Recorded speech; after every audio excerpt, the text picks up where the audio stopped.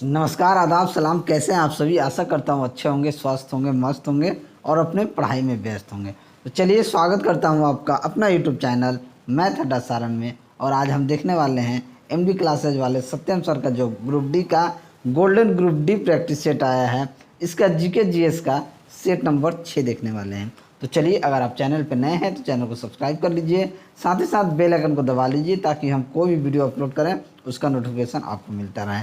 अगर आपने अभी तक प्रैक्टिस सेट 5 तक नहीं देखा है तो प्लेलिस्ट बना हुआ है MD classes group D GK plus GS, और मैथ के लिए बना है MD classes group D math के नाम से प्लेलिस्ट बना हुआ है। तो जाइए देखिए और अपने इस भाई को पूरा सपोर्ट कीजिए। चलिए आगे बढ़ते हैं। आइए हम बात करते हैं अनअकैडमी की। अनअकैडमी इंडिया का सबसे लार्जेस्ट एजुकेशनल प्लेटफॉर्म है, जहां अनअकैडमी पे इंडिया के टॉप एजुकेटर टीच करते हैं। अगर आप बैंक या एसएससी के एस्पिरेंट हैं तो आपके लिए ये सुनहरा मौका है अनअकैडमी अल्ट्रा कैम्बेट के लिए। इसके माध्यम से आप अपने तैयारी को और भी मजबूत कर सकते हैं और इसके साथ ही बहुत सारा इनाम भी जीत सकते हैं। अगर आप एसएससी की तैयारी करते हैं तो ये जो एग्ज़ाम है आपको दोपहर 12 बजे होगा। अगर आप बैंक की तैयारी करते हैं तो ये एग्ज़ाम सुबह में 10 बजे होने वाला है। लिंक आपको सीधे डिस्क्रिप्शन में मिल जाएगा, जाइए वहाँ से इनरोल कीजिए। अगर आप वहाँ इनरोल करेंगे तो हमारा रेफरल कोड सारण 10 जो है ज़रूर लगाइएगा। सारण 10 लगाइए और टॉप एजुकेटर के द्वारा बनाया गया प्रश्नों के साथ अभ्यास कीजिए और अपने तैयारी को और भी बूस्टअप कीजिए। और भाग्यशाली विजेताओं बहुत सारे जीत सकते हैं। भाग्यशाली विजेता जो हैं, अगर आपका रैंक 1 आता है तो अगर आप रैंक 1 लाते हैं तो आपको डेल का लैपटॉप मिलेगा। अगर आपका रैंक 2 आएगा तो आपको सैमसंग का मोबाइल मिलने वाला है। अगर आपका रैंक 3 आएगा तो फिटबिट मिलने वाला है। और इसके साथ ही अगर रैंक आपका 4 आता है तो 5,000 तक का अमेजन गिफ्ट वाउचर भी मिलने वाला है। इसके साथ ही इसमें बहुत सारा स्कॉलरशिप भी मिलेगा, 100% स्कॉलरशिप भी मिलेगा उन लोगों को जिनका रैंक 1 से 10 के बीच में आता है। तो जाइए, देरी किस बात की, अपनी तैयारी को जांचें। लिंक आपको डिस्क्रिप्शन में है, रेफरल कोड लगाइए सारण 10 और अपने तैयारी को बूस्टअप दीजिए। आज का पहला क्वेश्चन देखते हैं कि किस राज्य की महिलाएं मुद्रा ऋण योजना लाभार्थी की सूची में सबसे ऊपर हैं। यानी जो मुद्रा ऋण योजना जो लागू हुआ था उसमें सबसे ज़्यादा किस राज्य की महिलाएं हैं। तो देखिए, वित्त मंत्रालय द्वारा राज्यसभा को जो उपलब्ध कराए गए आंकड़े के अनुसार देखा जाए 31 मार्च 2020 तक के रिकॉर्ड की बात की जाए तो तमिलनाडु में महिलाओं ने 58,227 करोड़ रुपये तक का लोन लेकर प्रधानमंत्री मुद्रा योजना के तहत ऋण यानी कि लोन लिए। तो ये कौन सा स्टेट हो गया? ये आपका तमिलनाडु हो जाएगा। तो ऑप्शन ए जो है आपका राइट आंसर हो जाएगा। अगर आप सभी को मेरा वीडियो अच्छा लगेगा तो वीडियो को लाइक ज़रूर कीजिएगा। आप लोग लाइक करने में कंजूसी करते हैं, आपका लाइक से कुछ नहीं होगा, मुझे मोटिवेशन मिलेगा और मैं ऐसे ही कंटिन्यू वीडियो आप सभी के लिए लेके आता रहूँगा। चलिए आगे बढ़ते हैं। अगर आपने मैथ का सेट नहीं देखा है तो 6 अपलोड हो चुका है, आप जाके देख सकते हैं।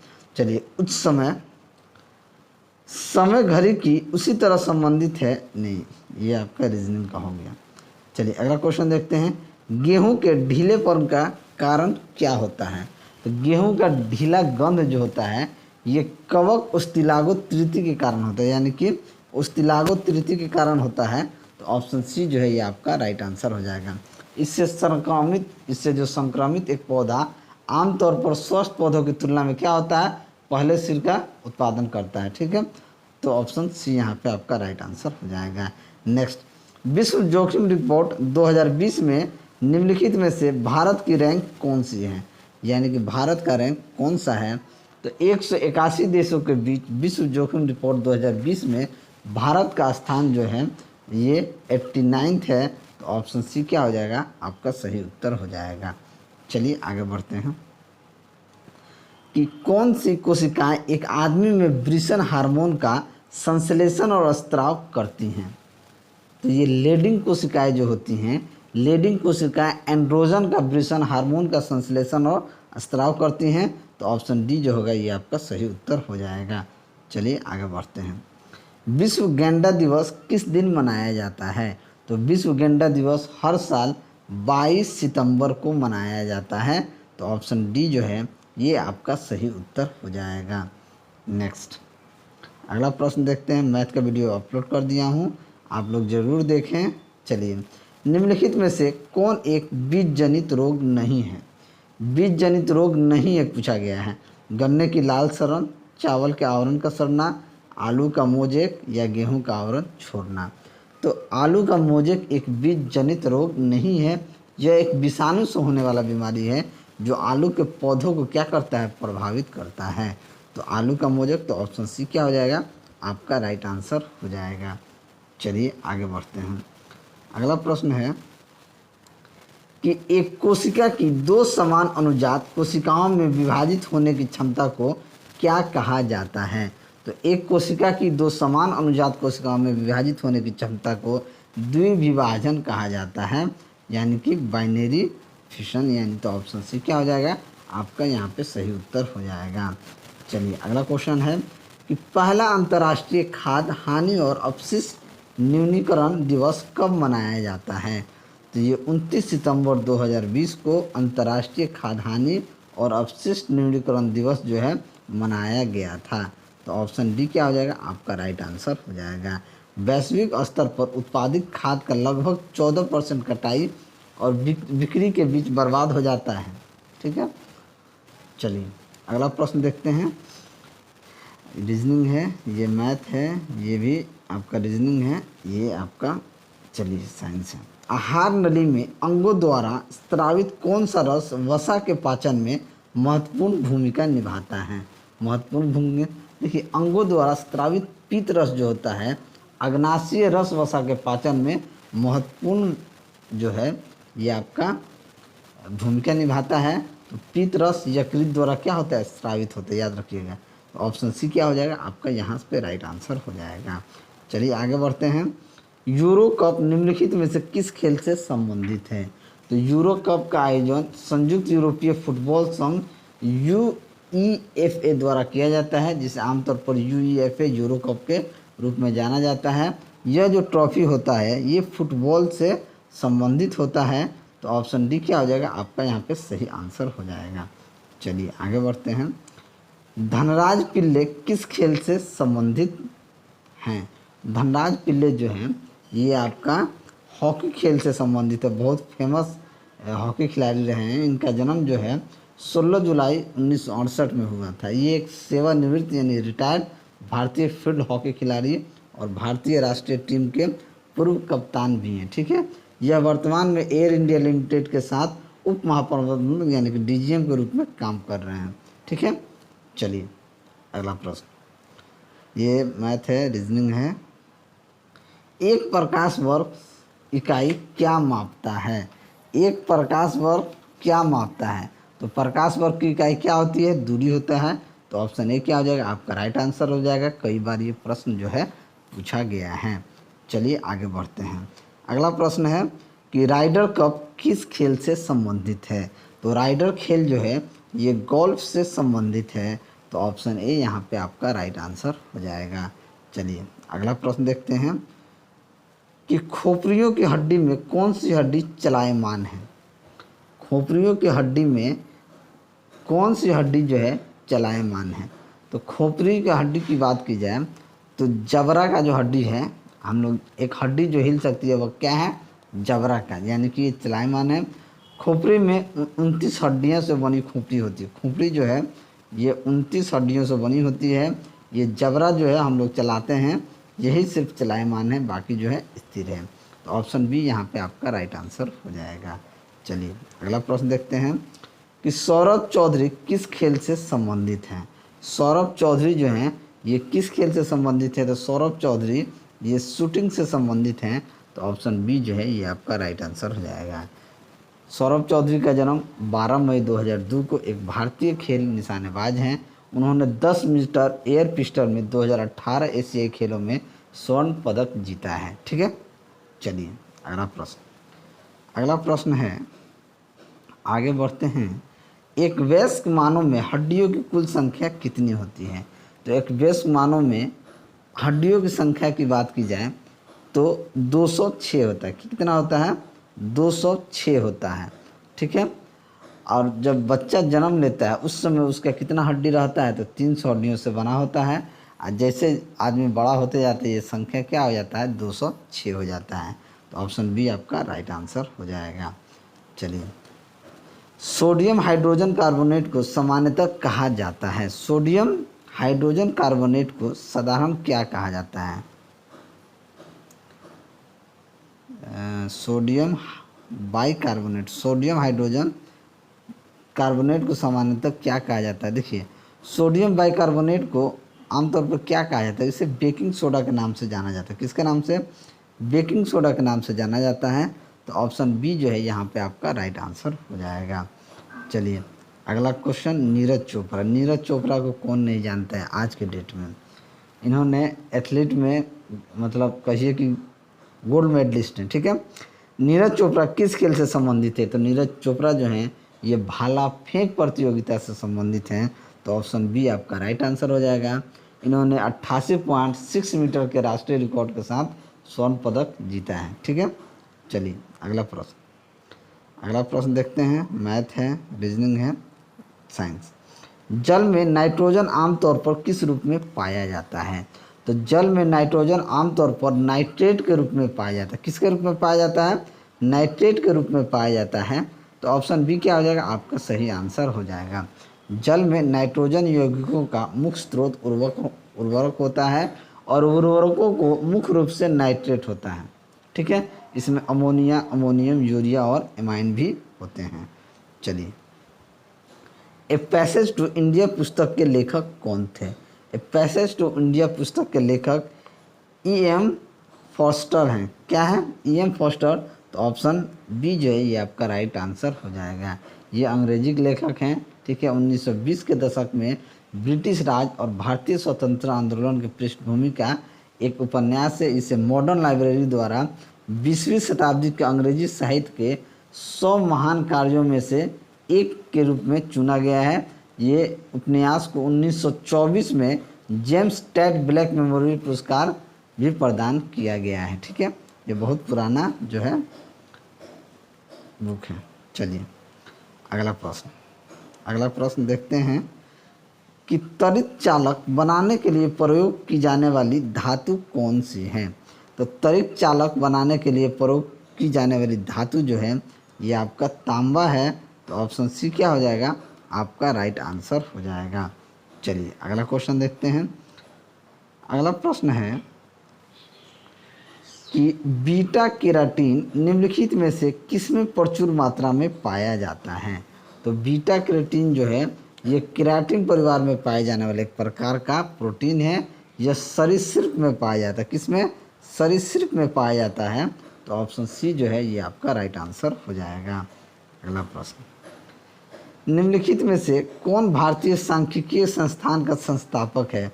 दादा भाई नौरोजी, पीसी महालनोबिस, एम.एन. रॉय या एस.एन. टैगोर? देखिए, भारतीय सांख्यिकीय संस्थान राष्ट्रीय स्तर का एक एकेडमिक संस्थान होता है। इसे भारतीय संसद के 1959 अधिनियम द्वारा मान्यता प्राप्त हुए हैं।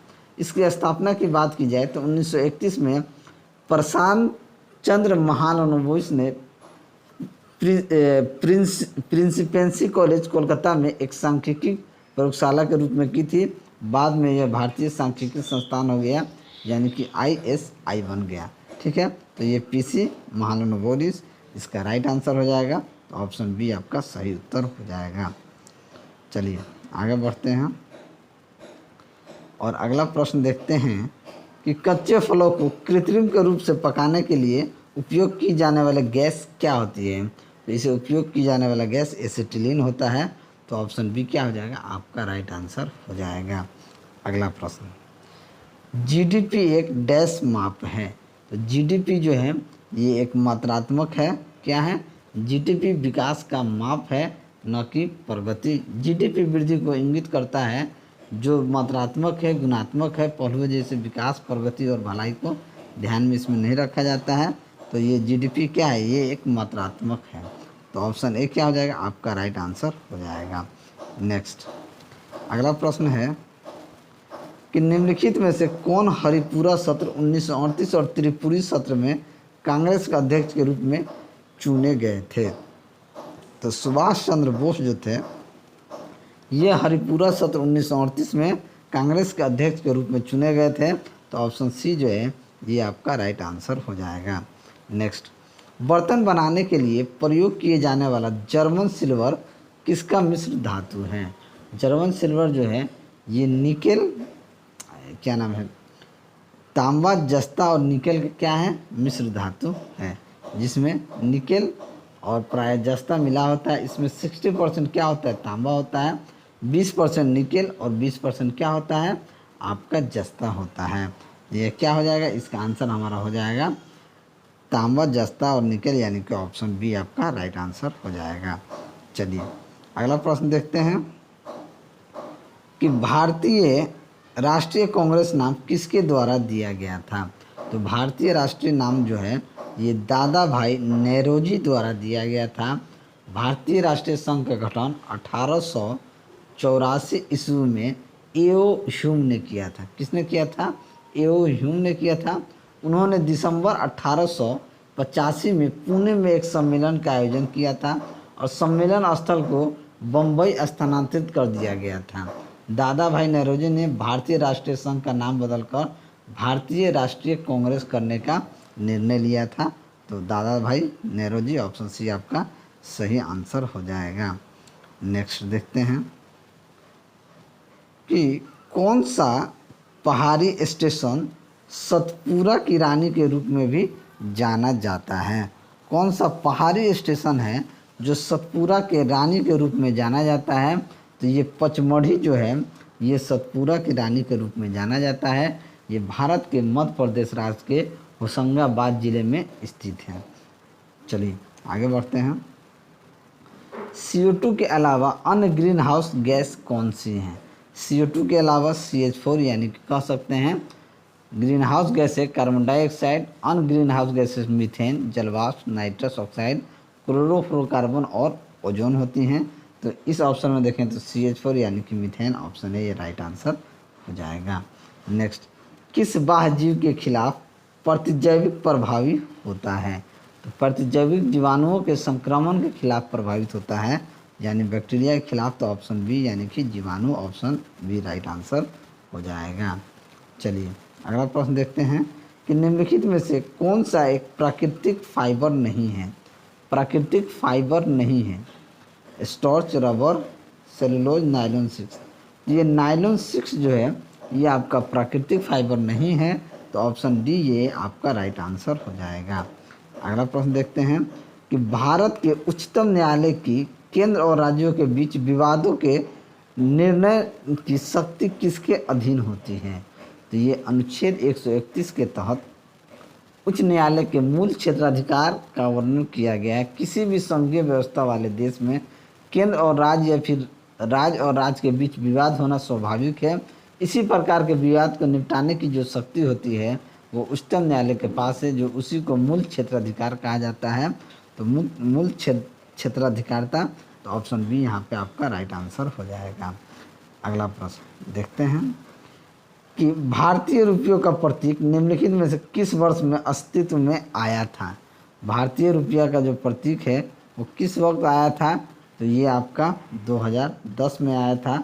तो ऑप्शन डी जो है आपका राइट आंसर हो जाएगा। प्रतीक देवनागरी का रॉ और रोमन कैपिटल का आर का एक सम्मेलन है, जिसे इस तरीके से, ठीक है, सम्मेलन है जिसमें दो समानांतर क्षैतिज पट्टियां हैं जो राष्ट्रीय ध्वज का प्रतिनिधित्व करते हुए शीर्ष पर चल रहे हैं और संकेत के बराबर 15 जुलाई 2010 को भारत सरकार द्वारा भारतीय रुपये चिन्ह को अपनाया गया था। चलिए अगला प्रश्न देखते हैं। कौन सा स्मारक पत्थरों का स्वपन के रूप में जाना जाता है? तो ये कौन जाना जाता है? तो ये पंचमहल जो है, पंचमहल का निर्माण जो है मुग़ल बादशाह अकबर द्वारा करवाया गया था। यह इमारत फतेहपुर सीकरी किले की सबसे ऊंची इमारत है। पिरामिड आकार में बने पंचमहल को हवा महल भी कहा जाता है। तो ऑप्शन डी आपका सही उत्तर हो जाएगा। चलिए अगला क्वेश्चन। ब्रिटेनिया धातु का एक मिश्र धातु है। ब्रिटेनिया धातु का एक मिश्र धातु है एंटीमनी कॉपर और सिलिकॉन, जर्मेनियम सिलिकॉन और टीन, या कॉपर एंटीमनी और टीन, या एंटीमनी टीन और सिलिकॉन। तो ये ब्रिटेनिया धातु या ब्रिटने एक चांदी का पट्टा प्रकार वाला मिश्र धातु है जो कि चांदी की उपस्थिति और चिकनी सतह के पक्ष में होता है। संरचना लगभग आमतौर पर 92% टिन, 6% सुरमा और 2% तांबा है। तो कॉपर एंटीमनी टिन क्या हो जाएगा, ऑप्शन सी यहाँ पे आपका राइट आंसर हो जाएगा। चलिए, कौन सा उपकरण प्रकाश की तीव्रता को मापने के लिए प्रयोग किया जाता है। तो प्रकाश की तीव्रता लक्स मीटर जो है, प्रकाश की तीव्रता के लिए माप लक्स मीटर को हम लोग प्रकाश मीटर भी कहते हैं। ठीक है, तो ये ऑप्शन ए क्या हो जाएगा, आपका राइट आंसर हो जाएगा। लक्स को कैसे लिखते हैं, LX। ठीक है, याद रखिएगा LX। और LX जो है प्रदीपन की SI इकाई भी होती है। चलिए अगला प्रश्न, जब वस्तु को अवतल दर्पण के वक्रता केंद्र से परे रखा जाता है तो छवि कहाँ बनती है।